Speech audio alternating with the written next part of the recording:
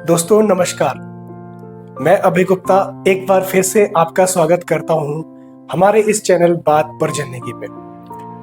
सबसे पहले आप सभी दर्शकों को हमारी ओर से नव वर्ष की बहुत बहुत शुभकामनाएं और जो प्यार प्रेम आप हमें दे रहे हैं उसके लिए भी आप सभी दर्शकों का बहुत बहुत धन्यवाद। आज आरंभ करेंगे भगवत गीता का पहला अध्याय। भगवत गीता इस संसार में स्वयं की यात्रा का निर्देश है और भगवत गीता का संदेश है। यदि आप अपने जीवन को जानना चाहते हो तो सबसे पहले खुद को जानो। भगवत गीता आध्यात्मिक और व्यवहारिक जीवन के दोनों पहलुओं को स्पर्श करती है। आरंभ करते हैं भगवत गीता का पहला अध्याय। इस अध्याय में ऐसा क्या है जानेंगे पंकज शर्मा जी से। प्रणाम गुरुदेव, एक बार फिर से आपका स्वागत है बात पर जिंदगी पे। आपको भी बहुत बहुत प्रणाम और आपके इस चैनल के माध्यम से सभी दर्शकों को नव वर्ष की शुभकामनाएं। आपका यह वर्ष मंगलमय हो और मेरी प्रार्थना यही है कि भगवान आपके जीवन को सार्थकता प्रदान करे और आपके जीवन में भी जो कार्यक्रम आपने आरंभ किया है, भगवान करे कि वो ऊंचाइयां छुए और इसी तरह से एक जिसको कहते हैं ना कंस्ट्रक्टिव सोच के साथ काम करते रहें और समाज को एक अच्छी दिशा देने का प्रयास करें। पिछले कई दिनों से हम गीता पर चर्चा करते आ रहे हैं। जी जी। और जो भी हमने अभी तक एपिसोड किए वो सारे एपिसोड एक तरह का ओवरव्यू था, जानने का प्रयास था कि क्या क्या गीता का भावार्थ है संतों के अनुसार। आज हम पहला अध्याय की चर्चा आरंभ करेंगे। जी। तो ऐसा क्या है कि क्या जानना चाहते हो आप? गुरुदेव, सबसे पहले तो पहला अध्याय हम स्टार्ट करेंगे, लेकिन मैं उससे पहले ये जानना चाहता हूँ कि भगवत गीता तो अलग एक कॉन्सेप्ट है ही है, लेकिन जो महाभारत का युद्ध घटा, लोग कहते हैं कि उसका कारण द्रौपदी रही कहीं ना कहीं, क्योंकि उसने कहा था दुर्योधन को कि अंधे का पुत्र अंधा। तो दुर्योधन के मन में आ गई कि क्या इतनी बड़ी बात को लेके उसने युद्ध। देखो, अब बात ऐसी है, ये सत्य नहीं है कि युद्ध का कारण द्रौपदी रही, लेकिन एक बात हमेशा याद रखनी चाहिए कि क्रिया की प्रतिक्रिया होती है ना। लेकिन महाभारत के युद्ध के कई कारण रहे और उसी महाभारत का युद्ध क्यों घटा और क्या उसके कारण रहे, उसका सारा निचोड़ जो है वो गीता आपको समझाती है। भगवत गीता भगवान अर्जुन को जो ज्ञान दे रहे हैं उस युद्ध क्षेत्र के बीच में, वो यही ज्ञान है कि आखिर ऐसी परिस्थिति उत्पन्न हुई क्यों। जबकि अगर देखो तो एक दृश्य से अगर हम देखेंगे तो सब जो चरित्र उसमें हैं जी, वो अपनी अपनी जगह कहीं ना कहीं सही नजर आएंगे जी। लेकिन फिर भी वो युद्ध की स्थिति में आकर खड़े हो गए। आपको और आपके चैनल के माध्यम से जो दर्शक मुझे देख रहे हैं, मैं आपको स्पष्ट कर देना चाहता हूं, गीता मनुष्य जीवन में मन रूपी चाबी से संसार के इस जेल खाने के तालों को खोलने की कला को समझाती है कि ये जो संसार रूपी ताला कारागार है, इसमें जो ताले लगे हुए हैं वो एक नहीं है, मल्टीपल खाने में है, अलग खाने का अलग ताला है, ठीक है नहीं। और उसको खोलने के लिए चाबी एक ही है और वो चाबी है मन। अच्छा, है ना। लेकिन चाबी तो सबके पास है, लेकिन उन तालों को खोलने की कला नहीं जानते। आपको अगर समझोगे इस बात को, तो आपका मन ही है जो इस संसार रूपी जेल खाने में आत्मा को या तो बांध भी सकता है या फिर स्वतंत्र भी मुक्त भी कर सकता है। अच्छा। मन इस जेल खाने की चाबी है। अब आपने ताला देखा होगा ना, चाबी में आप चाबी लगाते हो, अगर राइट साइड खोलते हो तो खुल जाता है, लेफ्ट साइड करते हो तो बंद हो जाता है, ठीक है नहीं? इसी प्रकार यदि मन की चाबी यानी मन को अगर संसार में लगाओगे तो बंद जाओगे, और अगर परमात्मा की ओर लगाओगे मुक्त हो जाएंगे, तो स्वतंत्र हो जाओगे। समझ रहे हैं मेरी बात? ये एक विलक्षण सी स्थिति है। आपने मेरे से पूछा कि पहले अध्याय में ऐसा है क्या? देखो, अबे याद रखो, जितने भी पहले ऋषि, मनीषी, महापुरुष, जितने भी संत हुए हैं, उन्होंने योगेश्वर कृष्ण और अर्जुन के संवाद को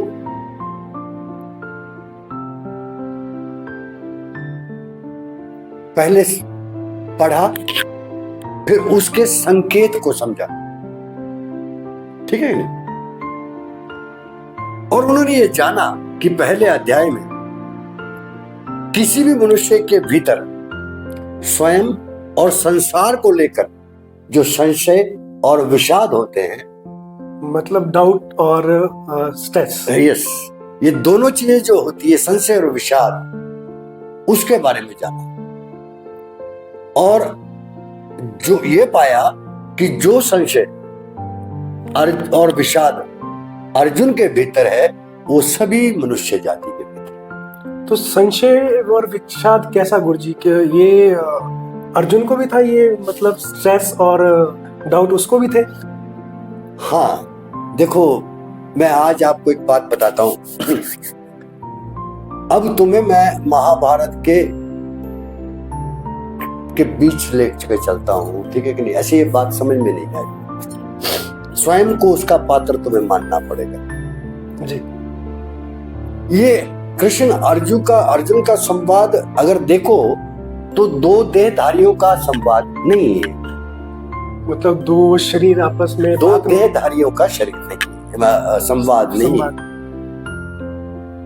ये आत्मा और मन के बीच का संवाद है। अच्छा। मन क्या है? अर्जुन। ओके। और कृष्ण क्या है? आत्मा। ठीक है ना? मन जब भी संशय में होता है, सोचना मेरी बात, जब भी उसको डाउट, जब भी वो संशय में होता है तो किसकी शरण जाता है? आत्मा की शरण जाता है। विचार करना, जब तुम स्ट्रेस में होते हो और सब तरह से आपको कोई हल नहीं मिलता, सब जगह भटक लेते हो, तो एकांत में बैठकर तुम किसकी शरण जाते हो? परमात्मा की। और वो आत्मा ही तुम्हारी परमात्मा है, वही कृष्ण है। अच्छा अच्छा, वही कृष्ण है। और जैसे ही मन जो है आत्मा की शरण में जाता है,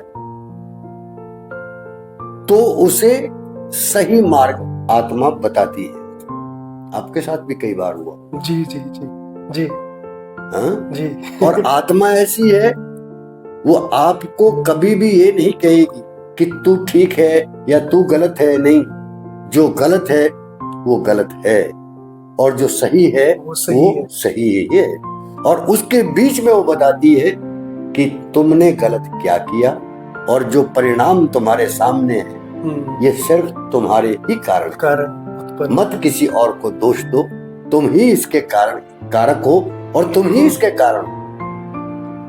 समझे ना मेरी बात? इसका मतलब द्रौपदी का कोई दोष नहीं था, वो ये मन और आत्मा के बीच की युद्ध है। अब एक बात सोचना,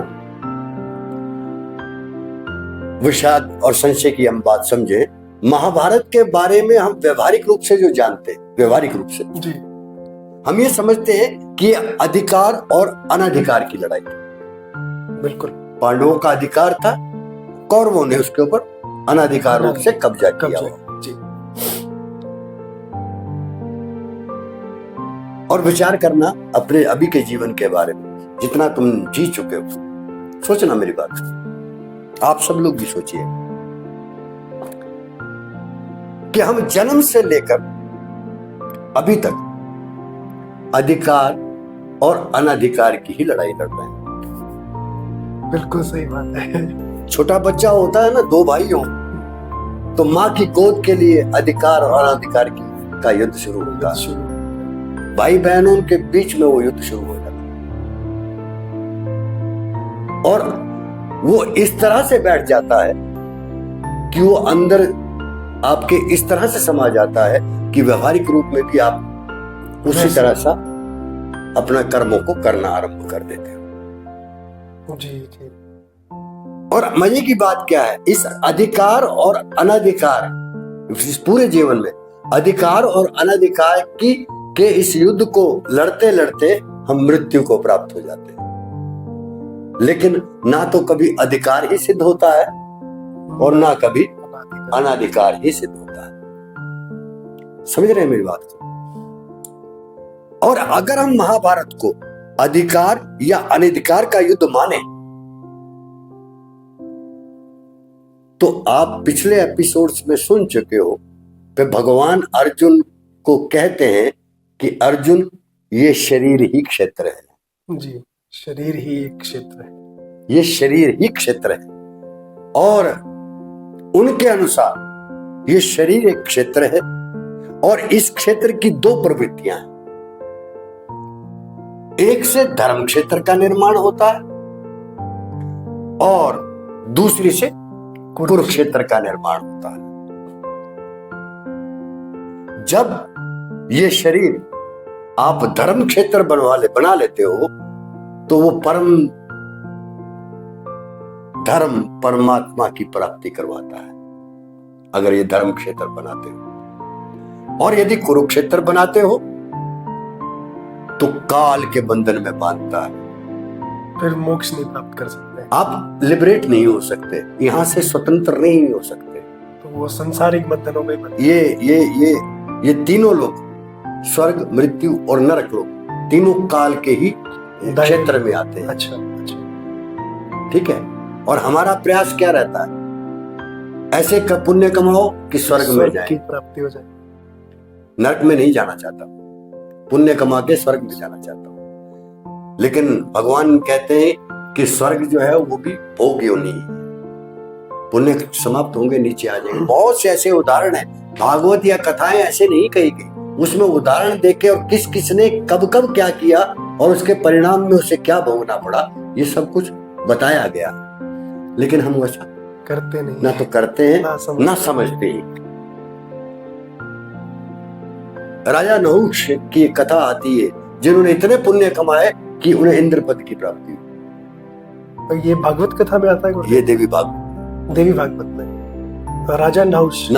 अच्छा, इंद्र पद की प्राप्ति हुई, इंद्र बन गए। इंद्र च्युत होकर भाग गया। अच्छा, उसने कोई अपराध किया, पुण्य इतने कमा। हाँ, उस समय यह था कि अब उस गद्दी को खाली रह गई, उसको पूरा भरने के लिए एक व्यक्ति चाहिए। और व्यक्ति कौन आएगा? मनुष्य योनि से ही आएगा। तो नहुष जो थे, वो राजा नहुष को वहां राजा इंद्र का पद दिया। लेकिन वहां जाकर राजा नहुष जिस तरह की वृत्ति और प्रवृत्ति और पुण्य का क्षय करते चले गए, एक दिन जो इंद्र की पत्नी है उनसे विवाह करने का प्रस्ताव लेकर ऐसा कर्म कर दिया, ऐसा विचार उठा दिया कि ऋषियों का अपमान कर दिया। अच्छा, उस राजा ने, इंद्र ने। अच्छा, उस समय इंद्र थे वो। अच्छा, नहुष नहीं थे। अच्छा, वो उस समय इंद्र थे। ओके। उन्होंने संतों का अपमान किया और उनको अजगर की योनि में आना पड़ा, दोबारा से पृथ्वी लोक पे आना पड़ा। पृथ्वी लोक से भी, मृत्यु लोक से भी नीचे। तेरा समझ रहे मेरी बात को? तो ये सब भोग योनियां हैं। कर्म क्षेत्र केवल आपका मनुष्य, ये मृत्यु लोक है। सिर्फ अपमान करने से ही उस योनि में चले, सारा पुण्य क्षय हो गया। ये जो मृत्यु क्षेत्र है, यही आपका कर्म क्षेत्र है। और उसमें भी कर्म केवल मनुष्य योनि में ही कर सकते हो। तभी कहते कि मनुष्य योनि जो मिलती है बहुत बड़े बहुत बड़े भाग्य से मिलती है। तो गीता वो कला बताती है चाबी है कि तुम्हारे पास चाबी है, उसको किस साइड इस्तेमाल करना जानो। और मेरे को इस्तेमाल करने का पता नहीं है, मैं एक ही तरफ जानता हूं, दूसरी तरफ नहीं जानता हूं। मनुष्य शरीर ही ऐसा है जहां से आप परम धाम को प्राप्त हो सकते हैं। ये प्रकृति के 3 गुणों, 5 तत्वों, 5 विकारों और 2 प्रवृत्तियों से बना है। 5 तत्व आपके भीतर है, बिल्कुल आप जानते हो। अग्नि, जल, वायु, आकाश। 3 गुण हैं, वो भी आप जानते हो। और 5 विकार हैं, काम, क्रोध, लोभ, मोह, अहंकार, ये भी आप जानते हो जी। हाँ, 2 प्रवृत्तियां हैं, इसके बारे में शायद तुम उतना जानते नहीं थे पहले। बिल्कुल है तो है, आभास तो है, लेकिन पूर्णता ज्ञान नहीं। 2 प्रवृत्तियां क्या है कि ये जो मन है ना, इन्हीं सब के साथ मिलकर पूरे संसार को चला रहा है।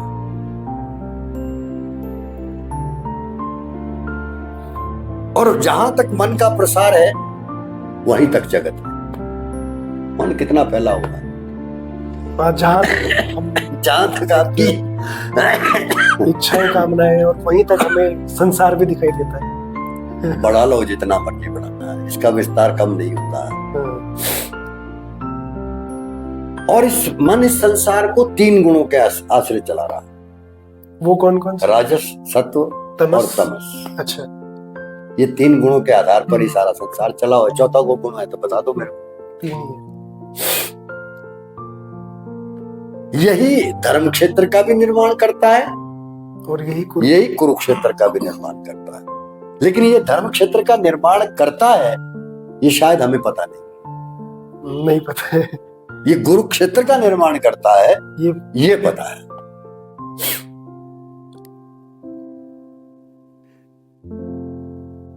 भगवान गीता में कहते हैं कि आत्मा कोई कर्म नहीं करता, केवल मन कर्म करता है। अब इस मन की 2 प्रवृत्तियां हैं जो मैं पहले कह रहा था। एक प्रवृत्ति क्या है इसकी? भगवान की ओर, इसलिए पूजा पाठ वगैरह करते हो, लेकिन उसमें भी फंसा रखा है उसे, है ना। और एक है बाहर की ओर, संसार की ओर। फंसाया कैसे आपको? आपकी प्रेरणा भगवान की तरफ तो लगती है, आत्मा की ओर तो लगती है, परमात्मा की ओर तो लगती है, लेकिन उसमें भी संसार मानते हो। इस तरह से उसने फंसा रखा है। बिल्कुल। और दूसरा, उसने पूरा आपको संसार में बांध रखा है। एक भगवान में भी विश्वास दिलाती है और दूसरी संसार में विश्वास दिलाती है। भगवान पे विश्वास है नहीं, दिलाती तो क्योंकि हमें पता ही नहीं है कि जो कुछ हो रहा है वो सब परमात्मा की इच्छा से हो रहा है। हम ये मानते ही नहीं मानते। ये दोनों प्रवृत्तियां पुरानी है। एक ही मन की 2 प्रवृत्तियां हैं, किसी और की नहीं।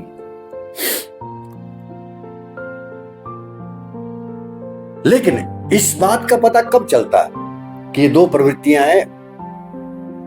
वो तब पता चलता है जब आप किसी तत्वदर्शी संत के पास या पूर्णत्व के प्राप्त संत के पास आपका मिलन होता है, उसका सानिध्य मिलता है, सत्संग में जाते हो और उनके कहे अनुसार दृष्टिपात उनका हो, क्योंकि वो परमात्म स्वरूप है। अगर नजर आपके ऊपर पड़ गई तो काफी कुछ वो आपका बदल भी सकते हैं और आपको परमात्मा की ओर लगाने के लिए प्रयास करते हैं। उनके बताए रास्ते पर जब चलना आरंभ करते हो, तब भीतर ये दोनों प्रवृत्तियों के भीतर युद्ध, संघर्ष शुरू हो जाता है।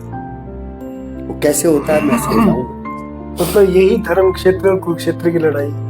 बात यही है, आत्मा अगर इस शरीर पर नियंत्रण कर लेती है, शरीर का मतलब मन के ऊपर नियंत्रण हो जाता है, उसका मन से ही शरीर बना हुआ है। अगर मन पे नियंत्रण हो जाता है तो सब कुछ आत्मा के नियंत्रण में है, तो धर्म क्षेत्र ही बनेगा। और जब तक आत्मा किनारे है और मन का अधिकार इसके ऊपर इसके है, ऊपर है तब तक ये कुरुक्षेत्र है। कुरुक्षेत्र। तब तक ये कुरुक्षेत्र है। अतः इस शरीर में किस चीज का निर्माण होना चाहिए?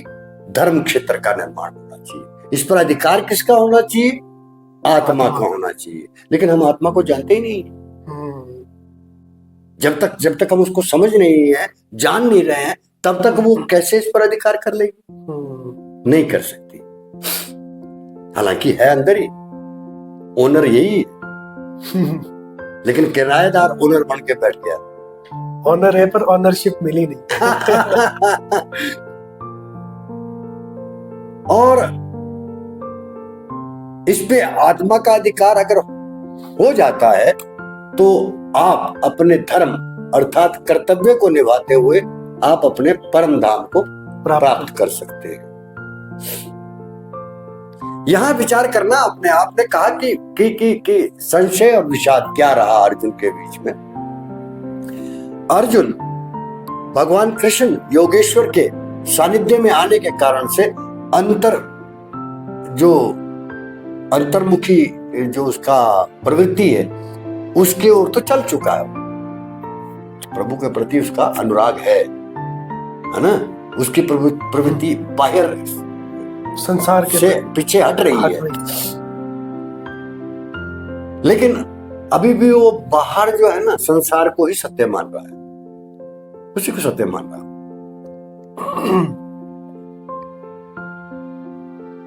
जो प्रकृति में विश्वास दिलाती है, जो बहिर्मुखी प्रवृत्ति है वो किसमें विश्वास दिलाती है? प्रकृति में विश्वास दिलाती है। ये जो कुछ भी है, ब्रह्मांड जो भी दिखाई दे रहा है, ये सब सत्य है और ऐसा ही चलता है। समझाया भी इसी तरह से, और ऐसा ही रहेगा। कोई कुछ नहीं बदल सकता है इसमें, है ना। और ये जो बाहरमुखी आपका प्रवृत्ति है, इसी को अज्ञान भगवान कहते हैं। यही अज्ञान है जो हम संसार को देख रहे हैं, संसार को जो चीज जान रहे हैं, जो चीज नश्वर है, जो शाश्वत नहीं है, जो मिटने वाली है, जो समाप्त हो जाएगी, वो सत्य कैसे हो सकती है? और अगर वो सत्य नहीं है और फिर भी आप उसको सत्य मान रहे हैं, तो इसका मतलब आप अज्ञानता का शिकार हैं। आपको अभी तक पता नहीं चला कि ये वस्तु जो है वो सत्य नहीं।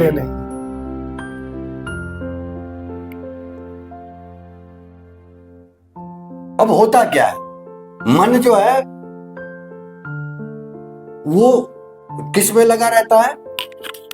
इसकी सत्यता को बताने के लिए और इसकी पूर्ति करने के लिए, या फिर इसको बचाने के लिए।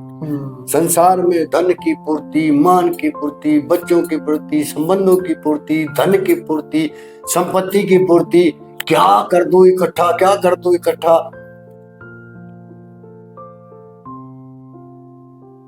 क्या सदैव रहा किसी के? नहीं, शाश्वतता तो है ही नहीं ना। क्या सदैव रहा? नहीं रहा। कई के राजा महाराजा ऐसे हुए, लाखों करोड़ों को जिन्होंने मार डाला, सिर्फ मान सम्मान और उसको अरबों खरबों की संपत्ति इकट्ठी भी कर ली,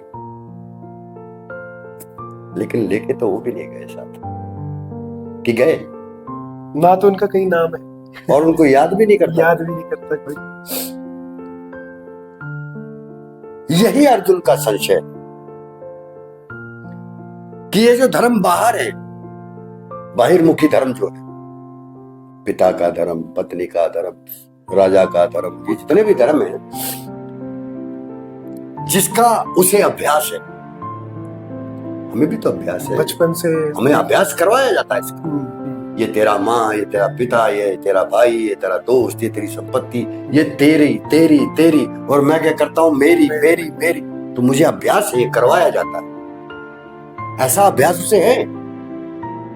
वो जो बाहरमुखी प्रवृत्ति है, जिसका उसे अभ्यास है और ज्ञान है, जिस चीज का अभ्यास है उसी का ज्ञान भी है। उसे लगता है कि उसको ना अगर मैंने निभाया तो मुझे पाप लगेगा। क्यों? आपको धर्म निभाने के लिए इस सब धर्मों को निभाने के लिए प्रेरणा इसी ढंग से दी जाए।